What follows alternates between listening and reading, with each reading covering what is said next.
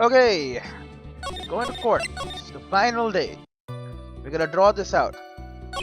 Matt was standing there in front of his room, still in Nickel Samurai. Okay, okay. So we asked him about this. He was talking with someone. At first, I thought it was the bellboy. Was it? At first. What do you mean by that?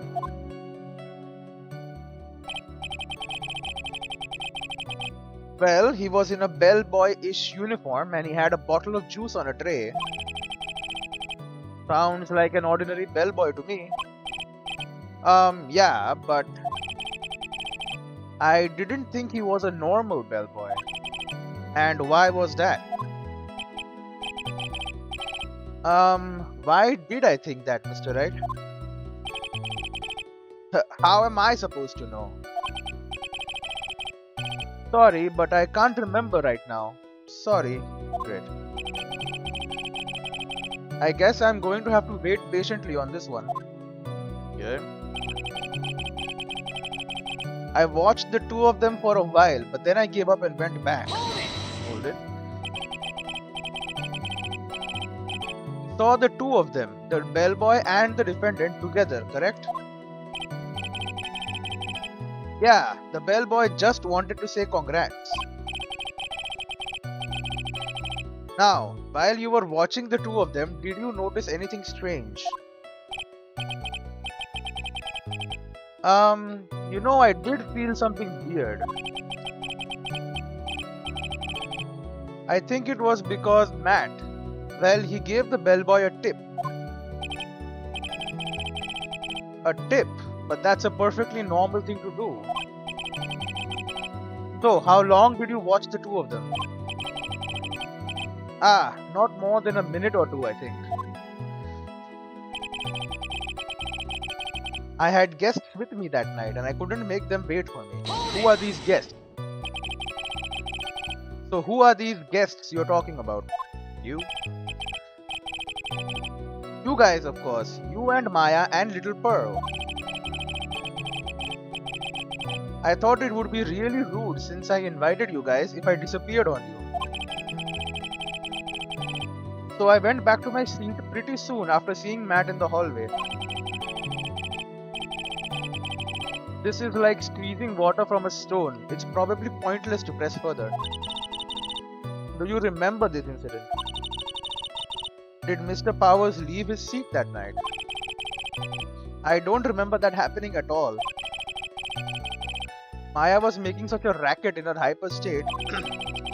I ended up focusing on her. I see. In any case, from his story, he probably wasn't gone for very long. Yeah, but we're back here.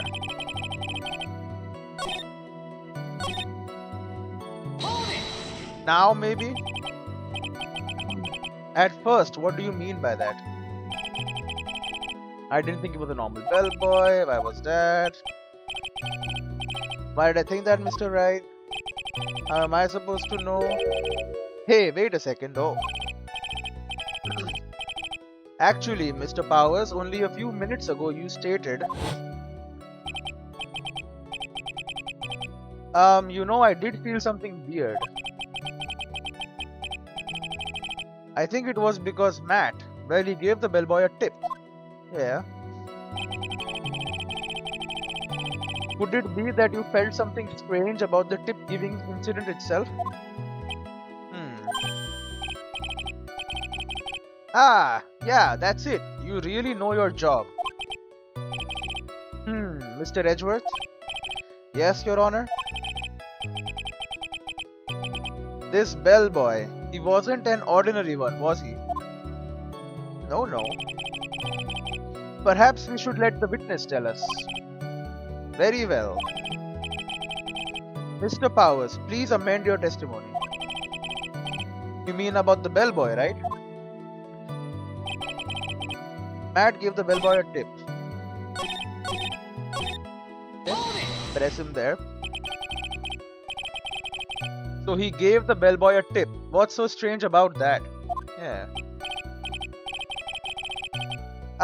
Well, you see, Matt's not a poor penny pincher like me. I was trying to figure out how much it was because the tip really shocked me. Oh, how much it was? A lot of money. But that's when something even more surprising happened. Oh. The bellboy was putting the tip he got in his pocket. That's when I got my first good look at the guy's face. I was really shocked. Hmm. I am afraid I don't follow at all. Sounds like Mr. Powers was surprised twice by this event. I wonder which of his shocking moments I should ask about. The face first. What was so shocking about the bellboy's face, Mr. Powers? Well, he wasn't exactly a boy, more like an old gramps. Ahem, I hope you know that discrimination towards old men is a no-no in my court. Because he's old. No, that's not what I meant at all. The smack middle of the guy's face, there was a line of stitches. Line of stitches? Yeah, and it went straight from the tippy top of his head to the bottom of his chin. Almost like if that thread snapped, all the stuff in his head would come spilling out. Ah, yep, we saw him. He was there at On Guard's house. He was that butler. Yep. What is it, Mr. Wright? He also was there when he took Maya away as well. Nothing, Your Honor. So that means On Guard was talking with the killer then. If that fact were to be exposed, On Guard would be declared guilty in a blink. Phoenix, you have to play dumb here. Pretend you don't know anything. Yes, Chief. Sure you don't have anything you would like to say, Mr. Wright? Huh? What did you just say, Your Honor? Nothing, Mr. Wright. Nothing. We are just going around and around in circles. Now then, Mr. Powers, please continue with the testimony. There's nothing. He up and went back. Tip, we can hold it again there. So he gave the bellboy a tip. What's so strange about that? Pennies on a penny picture. I'm trying to figure out how much it was. More surprising thing. I was really shocked. Okay, talk about the tip.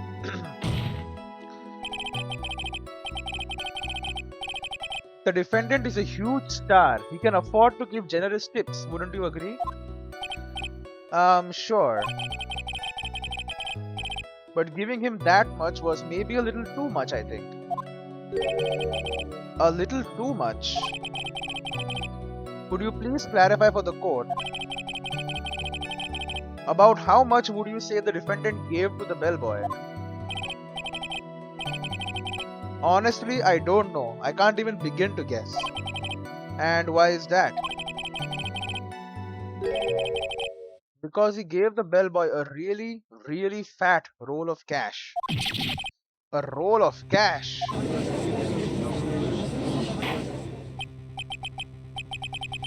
Ah, well, how interesting. That certainly was a very generous tip, wasn't it?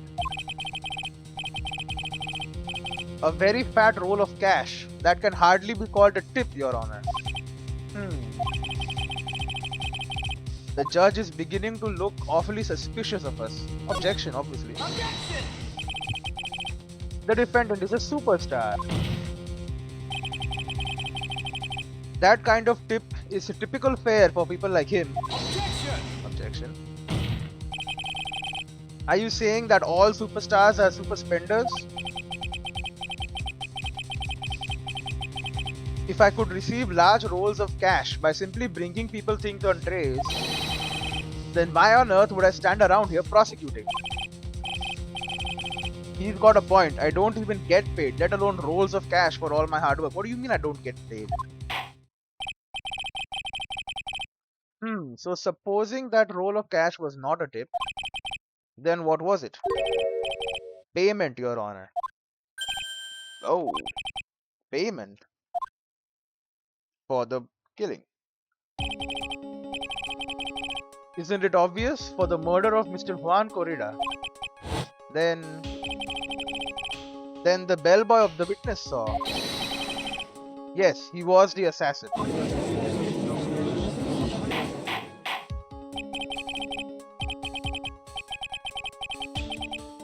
Hold your horses now. Mr. Edgeworth, you don't have any proof of this, do you?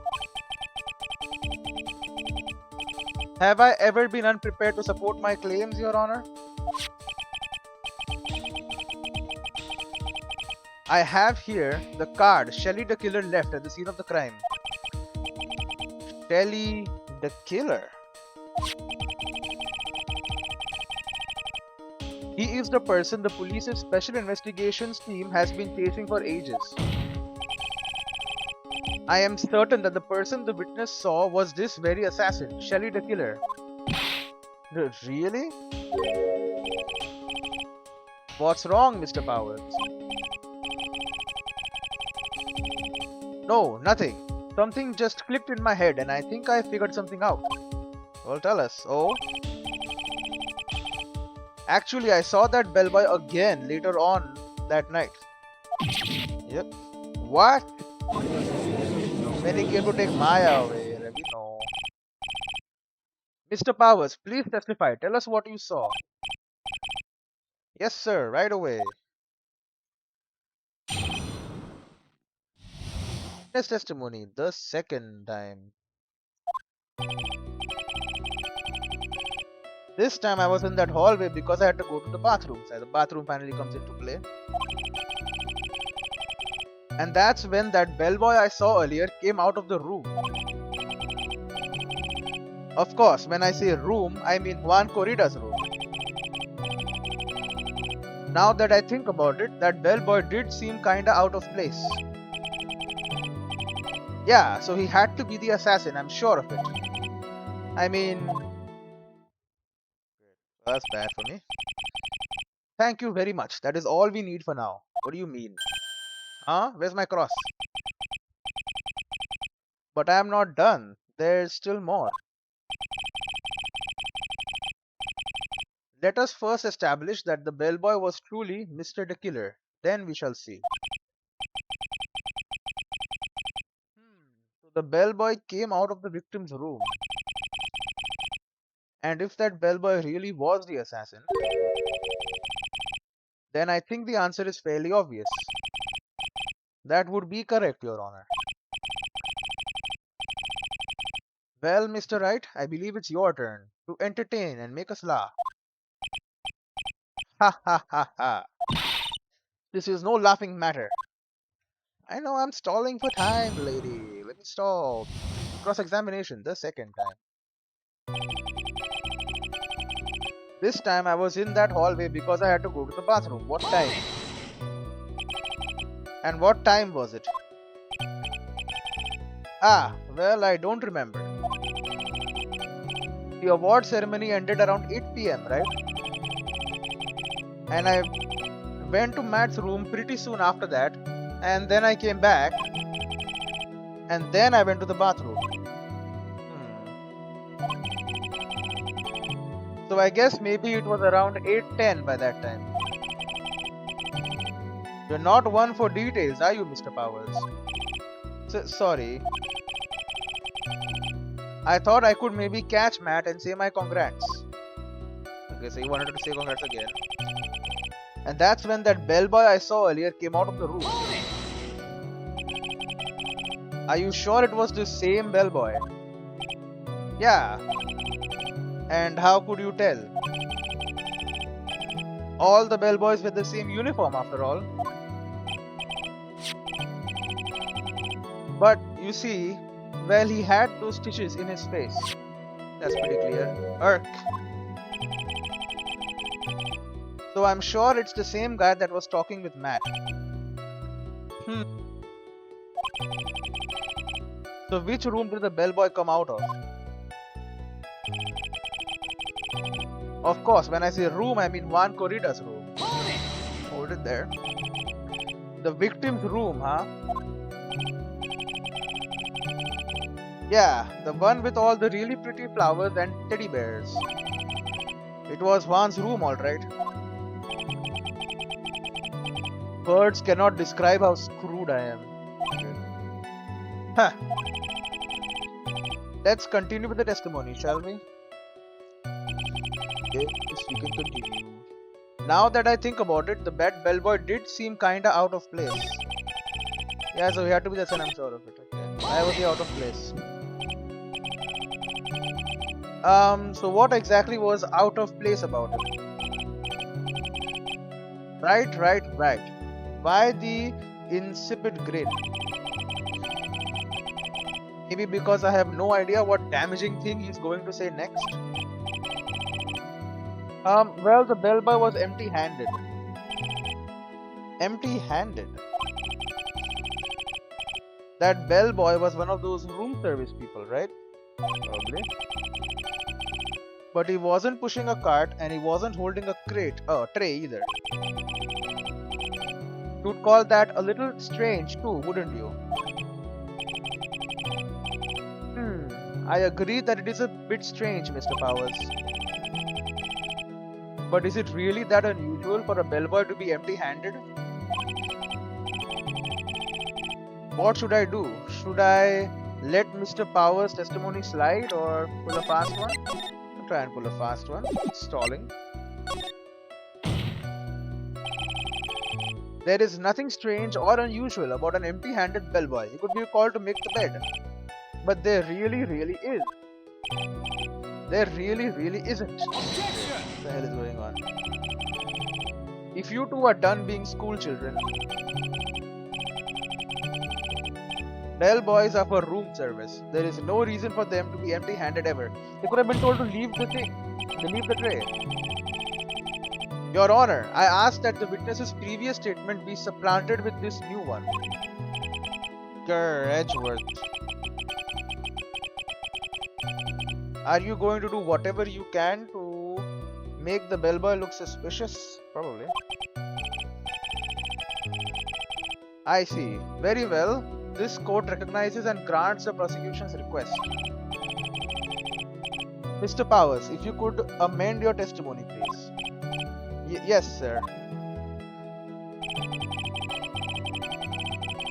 I thought it was kinda strange for a bellboy to come out of a guest's room empty-handed.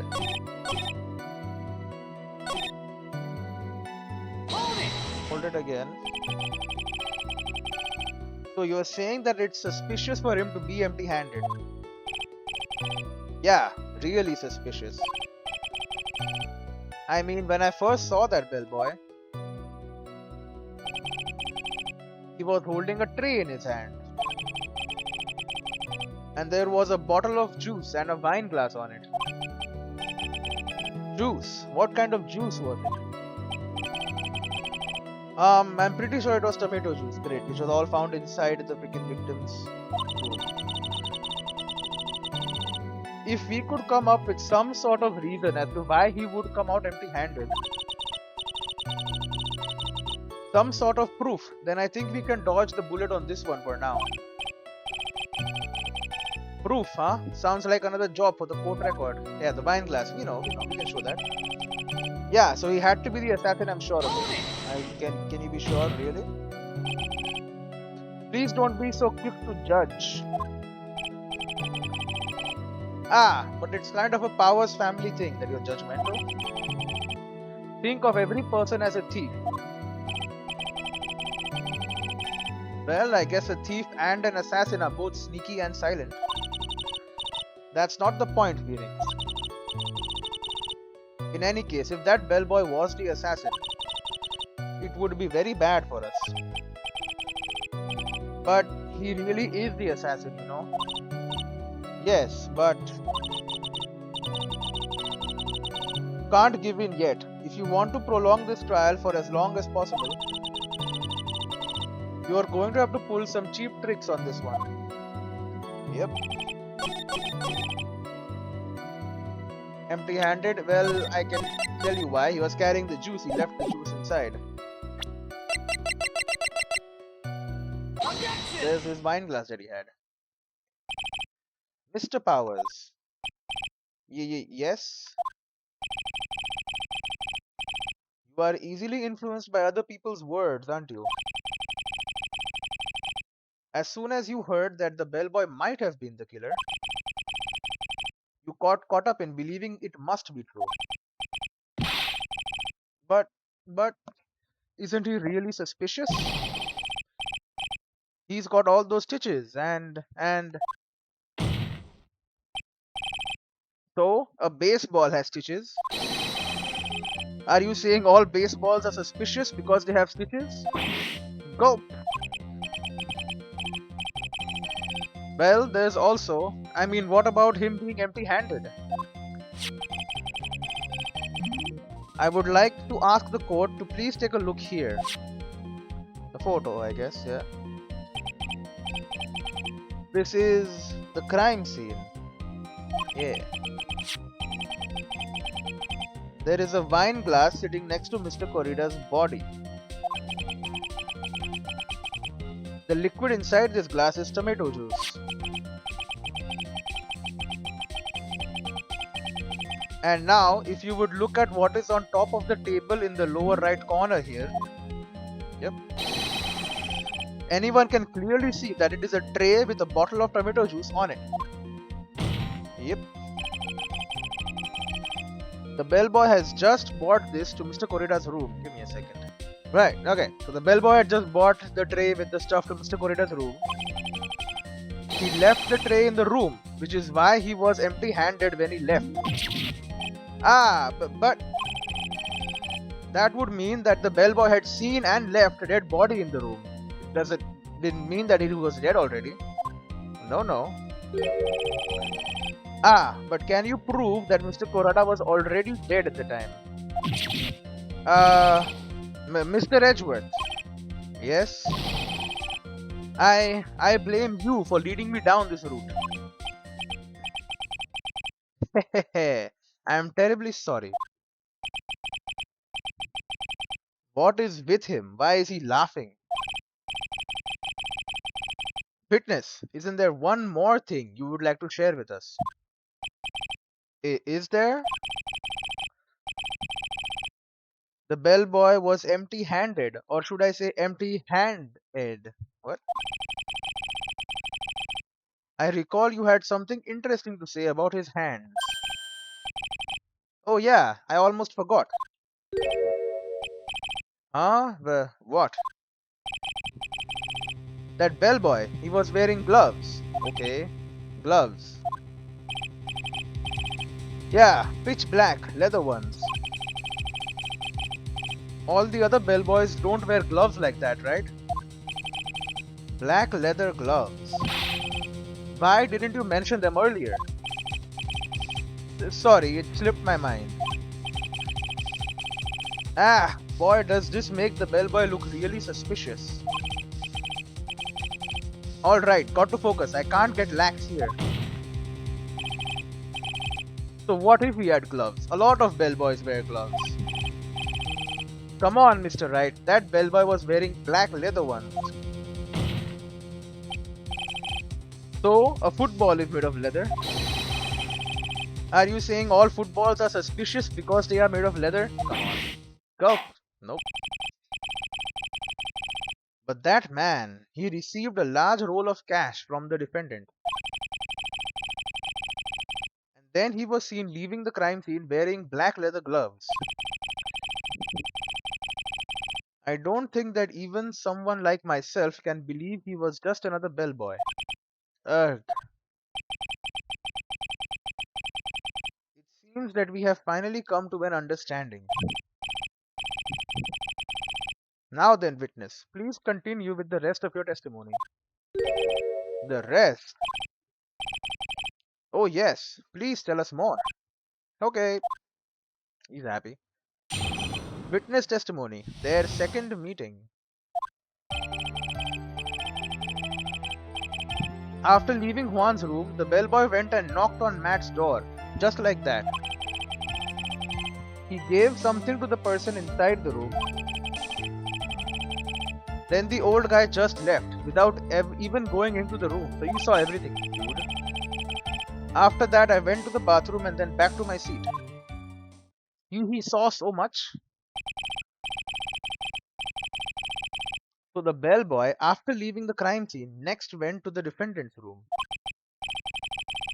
Yeah, I kinda saw all that by accident. Some accident, I'd say you saw too much. And all of it was suspicious to high heaven. Hmm.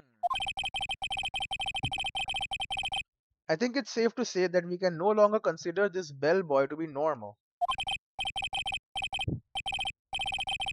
Now then, let's get started, shall we? Mr. Wright, your cross-examination, please. Yes, Your Honor. Keep stalling. Cross-examination, their second meeting.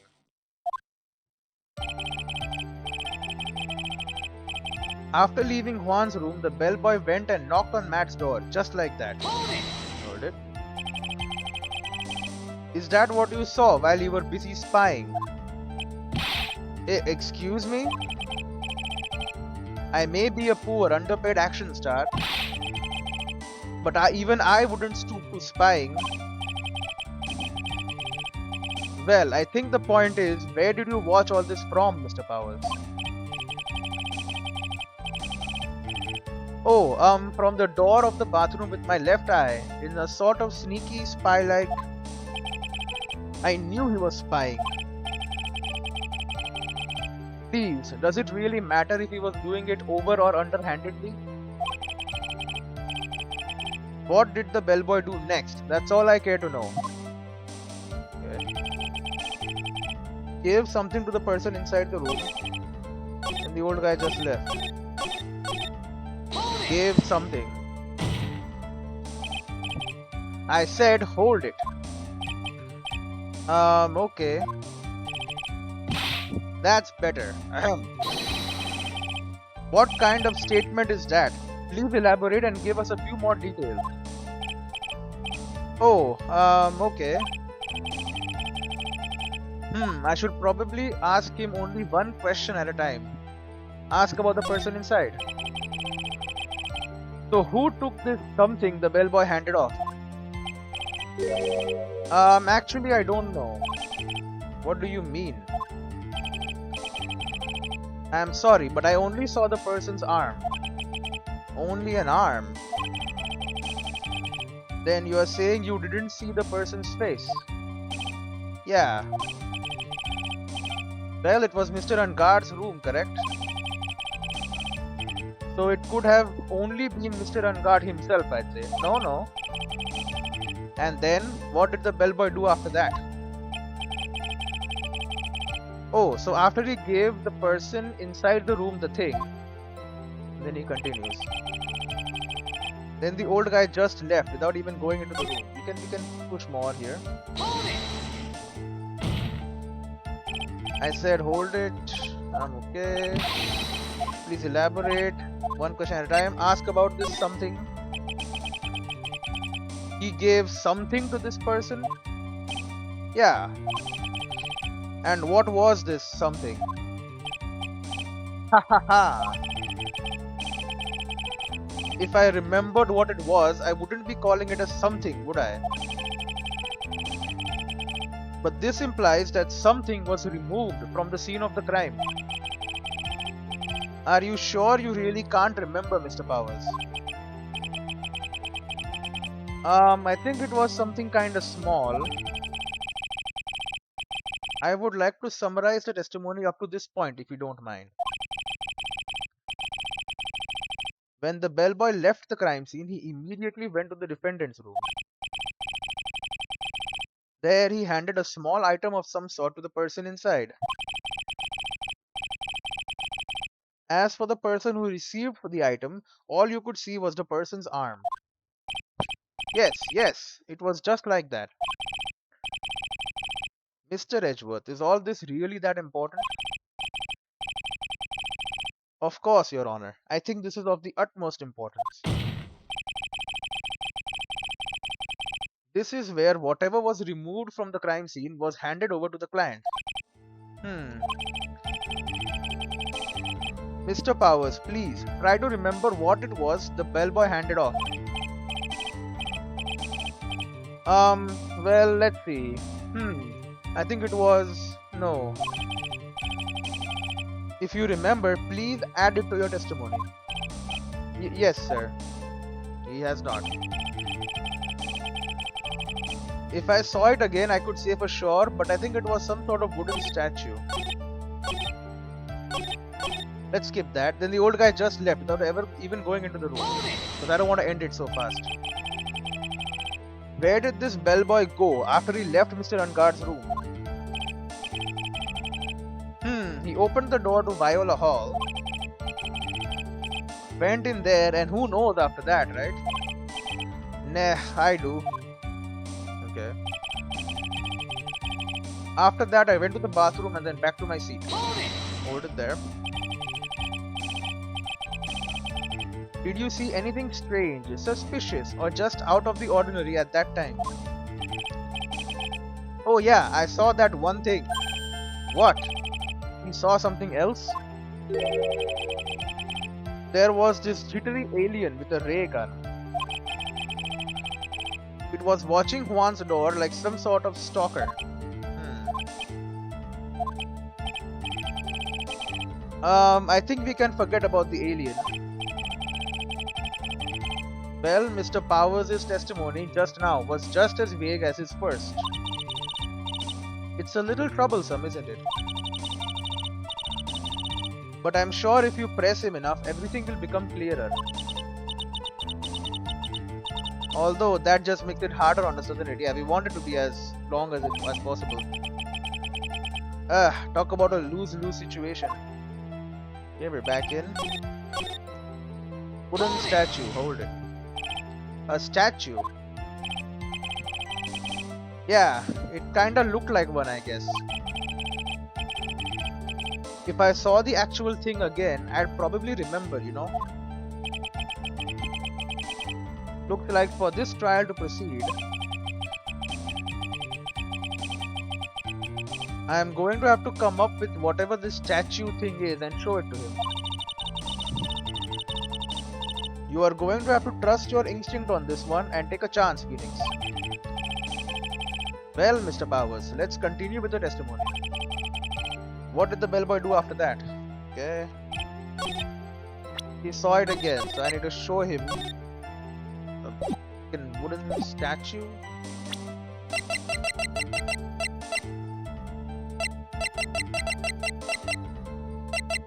Was it this figurine? Objection! Probably. Yeah. No one knows what to say. What was the point of that pregnant pause? Where did that objection come from? Well, speak up. It was me, Your Honor. What is it, Phoenix? I have a feeling that something bad is going to happen once I show this. Mr. Wright, if you have something to say, please spit it out. Yes, Your Honor. Okay, Phoenix, deep breath. Mr. Powers, the something you saw, was it this item? Oh, hey, that's it. That's the something. Wow, Mr. Wright, you really figured it out. I recall we found this at Matt and Guard's mansion. At the defendant's house? Pretty bad. What does this mean? It's simple, Your Honor. Telly the killer assassinated Juan Corrida in his room. And then he stole this wooden bear from the scene of the crime. Then, the bear being found at Mr. Unguard's mansion would mean... It goes without saying, Your Honor. Mr. Matt Unguard is the killer's client. And true. Order, order, order. I said order. Mr. Wright, this is a most unfortunate turn of events for you. Yeah. Sorry, Mia. No, it's alright. Your judgment was sound. Actually, I figured the bear would come up. If not now, then it would have later on. Even if you hadn't shown it to the court, I'm sure your friend Edgeworth would have. Ah, I almost forgot that he knew about it too. I think it is clear that there is no need for us to continue this trial. No, there is need. There are many needs. I can't let this happen. I have to do something. There has to be something we've overlooked. Your Honor, a minute please. Yes, Mr. Wright? There are still a few points we have not fully explored. What are you trying to pull? Oh, well, we can't have that. Thank you, game, for letting me say it. Alright, Mr. Wright, what questionable point would you like to explore further? The person who received it, it could have been the lady. There was one thing in Mr. Powers' testimony that was very unclear. That is the identity of the person who received the bear. Gave something to the person inside the room. I'm sorry, but I only saw the person's arm. As long as we don't know who it was that took the bear. Ah! What? Hmm? Oh. Oh. What is it, Mr. Powers? If you are going to scream like that, then at least give us a good reason why. Oh, yeah, sorry. Actually, so I remembered. Great. I remembered who took the bear. What? Really? I mean, I only saw his arm. His. Great. But the arm. It was the Nickel Samurai's arm, I swear it, but she was wearing the costume too. You've got to be kidding. Give me a second. Alright, let's finish this. You've got to be kidding me. Are you sure of that, Mr. Powers? Yeah, I'm sure it was the Nickel Samurai. But she had worn the costume too, man. Order. It looks like you've dug your own grave, yet again. How many times is that today? I've lost count. So the person who took in this little bear was the Nickel Samurai.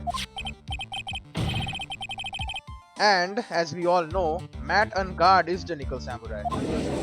No, but she was wearing the costume. Thanks to the defense, we've made that all the clearer. What am I supposed to do now? Mia, help. What the hell? You don't have time to act lost. You've got to find another angle to attack this from. Hurry. Now I will bring this cross-examination to hold it, Your Honor. Again, Mr. Wright. You've already removed any and all questionable areas of this testimony. No, you haven't. It's about time you were removed from this court, Mr. Wright. I have to find something. Even one more little point will do. Let us save real quick. There are still questions left unanswered. What are you trying to pull? Oh, well, we can't have that. Alright, Mr. Wright, what questionable point would you like to explore further? The bear itself. It's questionable, right? In some ways.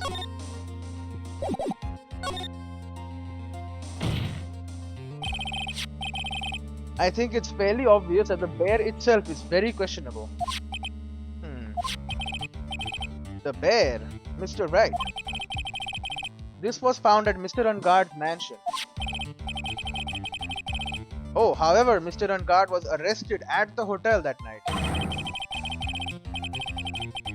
Which means that since the murder occurred, he has not had a chance to go home. Oh. I think Your Honor has already figured out what I am trying to say. It's not possible that it was Mr. Ungard who took this bear to his mansion. It has to have been someone else. Why? That's very true. We didn't consider that point, Mr. Wright. There was no way, time-wise, for the defendant to have taken this bear home. Phew, disaster averted it looks. Objection, great. You haven't gotten the best of me yet, Mr. Wright. Huh? I remember it clear as day. I remember what you muttered to yourself at Ungard's mansion. Oh? We have this area completely surrounded. There is no way for him to escape. I can't believe it. That butler. All this time he was the killer. Great. The killer and On Guard was working together, so to speak. And the killer was hiding at On Guard mansion as its butler. But what a bold move. The bear figurine was brought back to On Guard mansion by the killer himself. When it looked like he was about to be arrested, On Guard had him do so. I assume because it would have been bad had the police found it during their investigation. It's all assumptions, circumstantial evidence. Well, Mr. Wright, you've been quiet for a while now. This is too much. Isn't there anything I can attack at all? Great. I think we've heard enough. We now know why this bear figurine was at the defendant's mansion, as well as who it was that received the bear from the assassin in his room. Everything has become very clear. The client who hired the assassin to commit the murder was Mr. Matt Ungard. I see no reason for this trial to continue. Therefore, I will now hand down my verdict. Thank you, Your Honor, for your understanding. You see, Mr. Wright, you could not win against the truth, could you?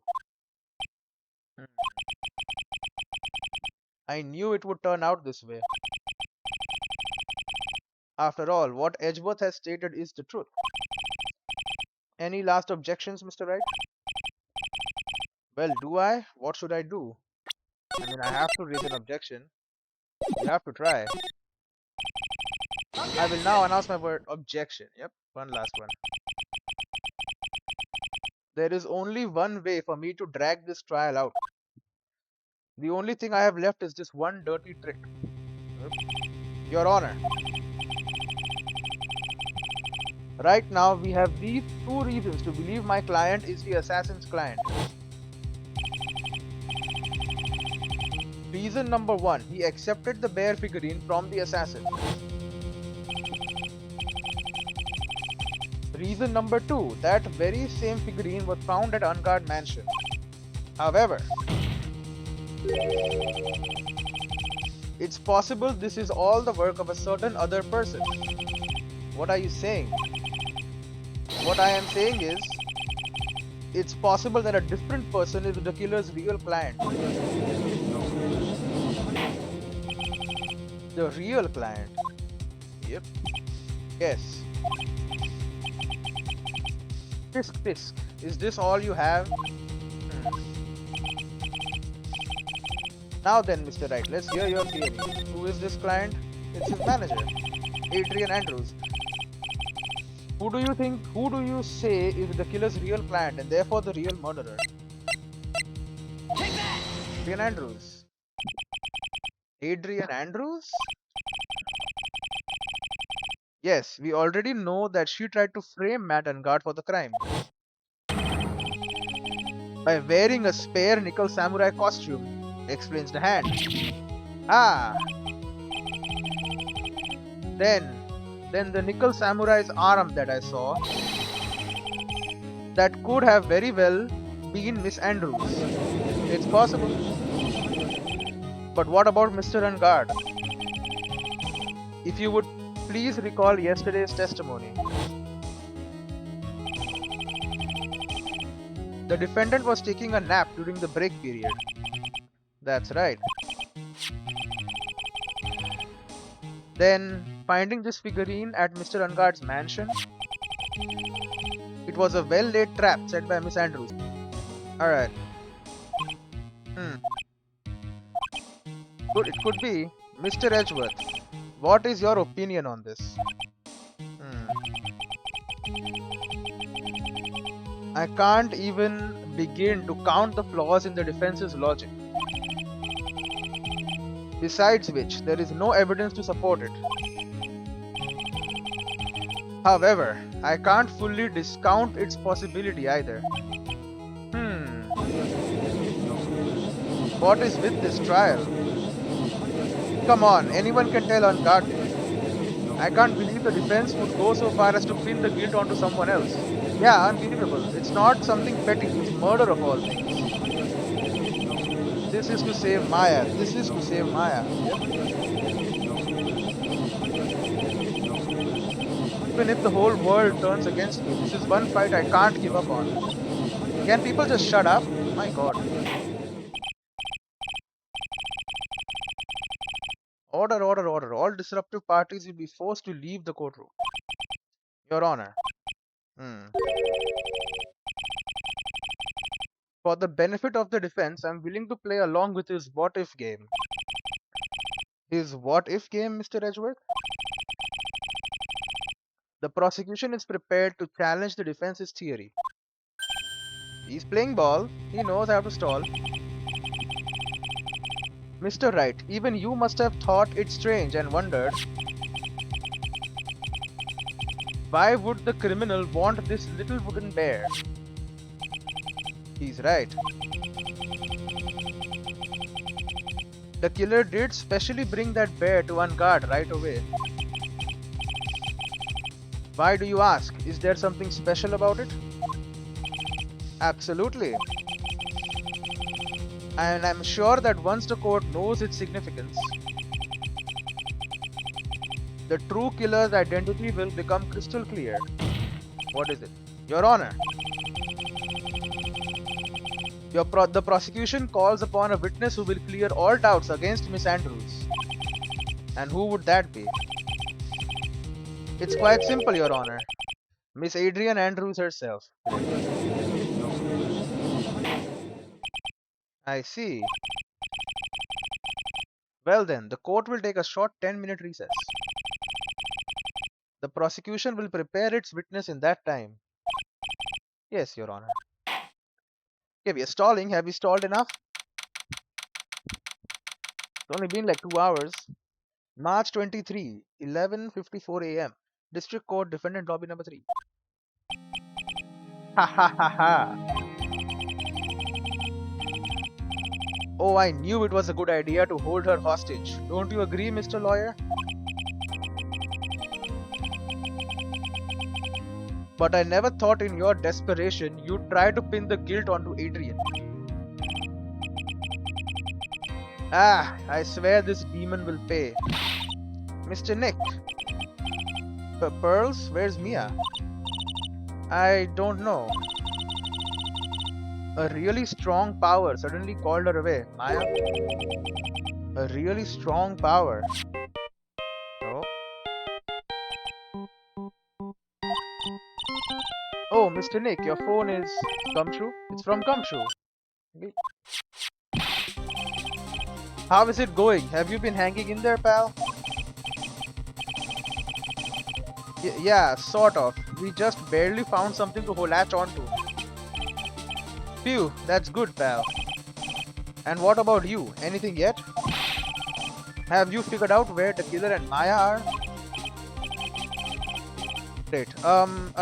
We still don't have any leads, but... What? We don't have any more time. If we just had one, even a single clue would be really helpful.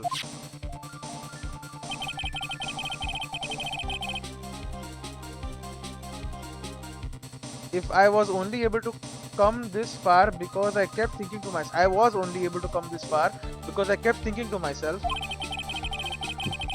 I've got to keep the trial going until Maya's been rescued.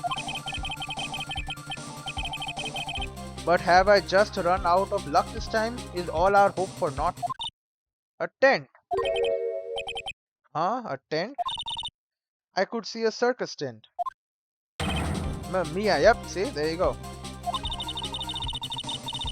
It looks like Maya was unconscious until just a few minutes ago. As soon as she woke up, she called for me. So it was Maya that called you away. He's locked in a dusty little room right now. But I could see a circus tent outside the window about 300 feet away. Gumshoe!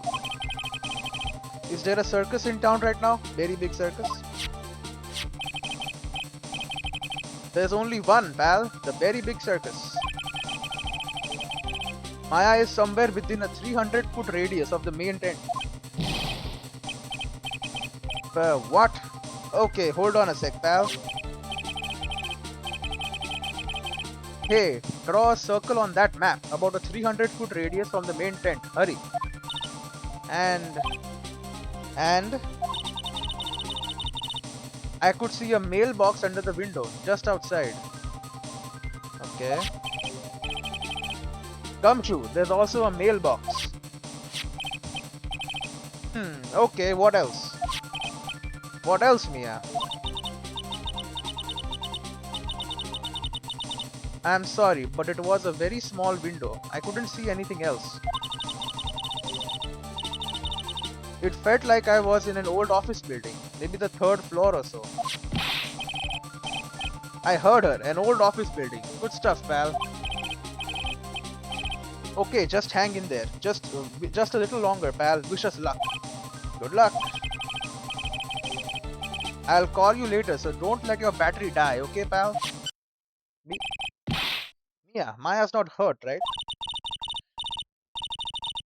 She's in a pretty bad state, Phoenix. She's being starved. Gumshoe, please hurry. Yeah. Looks like we are out of time. Are you alright, Phoenix? It's only a matter of time before Maya's rescued. I can do this. I just have to make this trial last a little longer. Yeah, easier said than done, but we can do it. March 23, 12:05 p.m. District Court, courtroom number 3. Back in. Court will now reconvene. The killer, the man who murdered the victim, handed this to his client. From this, one obvious question arises. Why this particular item? I believe the answer to that question will provide us with the name of the real culprit. Now then, the prosecution calls the defendant's manager, Adrian Andrews, to the stand. And there she is. Currently, the witness is accused of tampering and obstruction of justice.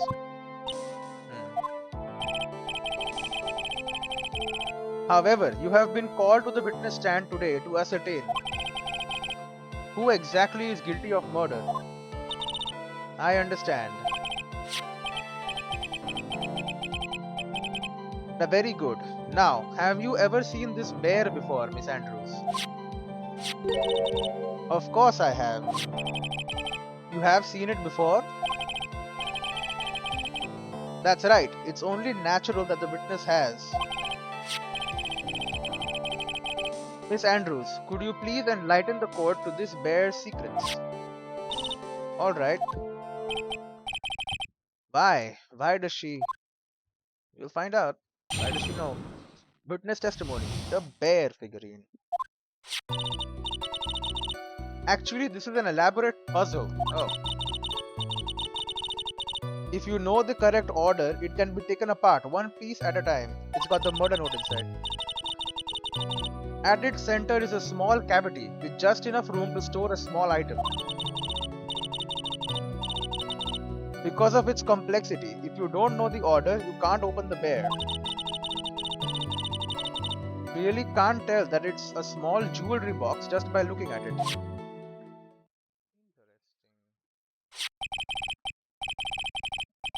So this figurine, it's a container of sorts, is it? Yes, looks can be deceiving, wouldn't you agree? Yes, this is superb craftsmanship. Oh yes, I nearly forgot. You may begin your cross-examination, Mr. Wright. It looks like there really was something to that bear after all. Yeah, it's got something inside. Cross-examination, the bear figurine. Actually, this is an elaborate puzzle. Hold it, how do you know? A puzzle. That's right. But it looks like an ordinary figurine. True enough. To people who don't know, I'm sure they would never guess this was a puzzle. So what kind of puzzle is this exactly? She'll continue. If you know the correct order, it can be taken apart, one piece at a time. Do you know the order? So you can take it apart. And how would one go about doing that? Well, you first turn its tail to the right and then push it in. Oh, yes, I see. After that, the arms and legs are free to move and can be removed. Oh, this is most interesting. A boy and his new toy. It's like he's 5 all over again. Tossing it around. Good. Oh, don't mind me. Go ahead and carry on. I think he's lost it. So what do you find after you take the puzzle apart? At its center is a small cavity with just enough room to store a small item. Can't open the bear. Yeah. At its center is a small cavity with just enough room to store a small item. Hold it. And how do you know about this? I know because I was the one who bought it. Huh? It was a souvenir from when a friend and I went to Switzerland. Then this was a present from you? That's right. It was a puzzle in the shape of a bear, so I thought it would be perfect for Juan. So it was a present from Miss Andrews. Witness, let's continue with your testimony. Yeah? Because of its complexity, if you don't know the order, you can't open the bear. Hold it. So who exactly knew how to solve this puzzle? Only the two of us, Juan and myself. It was a souvenir from Switzerland. So I doubt there are that many people with this same bear in this country. But this looks like it can be easily broken. Especially if someone wanted to get at what's inside. Well, it's a toy. But it can never be the same again once it's been broken. Yeah, you would see if it's been broken. You really can't tell that it's a small jewelry box just by looking at it. It's got the suicide note inside. Who else knows that this bear is actually a small container or jewelry box? I never told anyone. And as long as Juan never told anyone either, then only the two of us knew. The two of you, huh? Then of course that means Mr. Ungard didn't know, right? I think this is about all I'm going to get for now. Figurine updated in the court record. A wooden puzzle with a hollow inside. Only Corrida and Andrews know how to open it. Now he'll be like, let's open it. Well, Mr. Wright? I think even you have come to realize. Oh, that there is one very important fact we have uncovered, and that is this. This bear is actually a jewelry box. Hmm. Now that we have agreed to this point, there is only one logical question that can come next, and that is this. What is inside this box? What's inside? That's right. That's what we are going to find out next. Witness. Yes? You are the only one who can open this. Please, open it. Yep. There's a painful silence hanging over the courtroom. All eyes are on Miss Andrews now as she solves the puzzle and takes the bear apart. Click. I have opened it. Is this what you wanted? But what is that? It looks like a note.